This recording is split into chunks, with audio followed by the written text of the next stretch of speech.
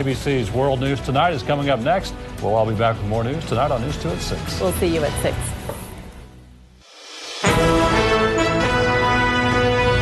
On World News Tonight, a week to go for the Democratic presidential candidates. In Iowa, by all accounts, it is a pretty wide-open race.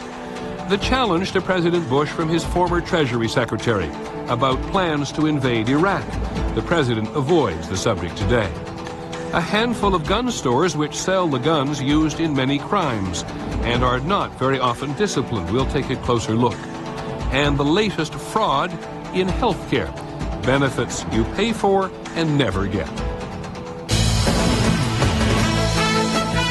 From ABC News World Headquarters in New York, this is World News Tonight with Peter Jennings. Good evening, everyone. We begin tonight with the nation's political business. A week from today, in the cold of an Iowa winter night, undoubtedly, Iowa Democrats will gather together to decide who they like as a presidential candidate. The great presidential campaign never seems to end in modern politics, but Iowans represent the first serious speed bump of the year. So this is going to be a hectic, maybe even a frenzied week on the political calendar. It is a very competitive field. As of tonight, the two men who seem to be the leaders there are Howard Dean of Vermont and Richard Gephardt of Missouri. We deal with them first. In Iowa tonight, ABC's Dan Harris.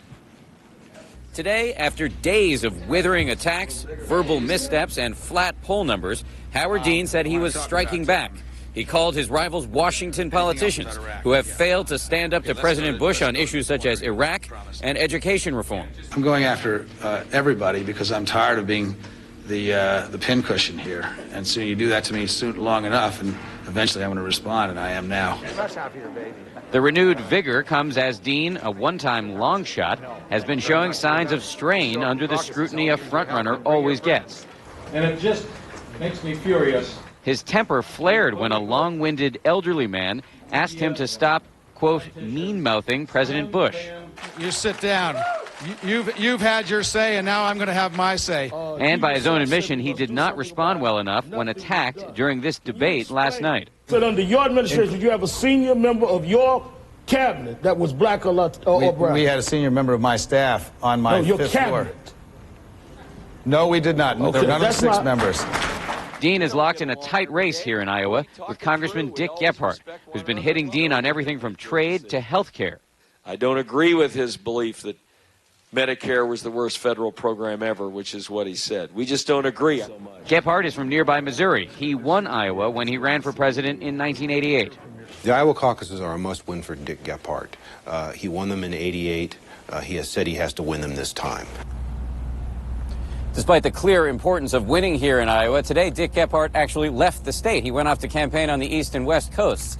His staff says Gephardt is determined not to repeat his mistakes of 1988 when he won here in Iowa and went on to lose pretty much everywhere else.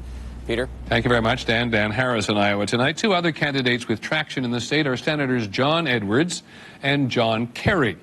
With their day today and their chances, here's ABC's Kate Snow. They are the underdogs, to be sure, but don't tell them that. Senator John Kerry and Senator John Edwards are convinced they're gaining steam in Iowa. I love you guys. I love what you're doing every single day.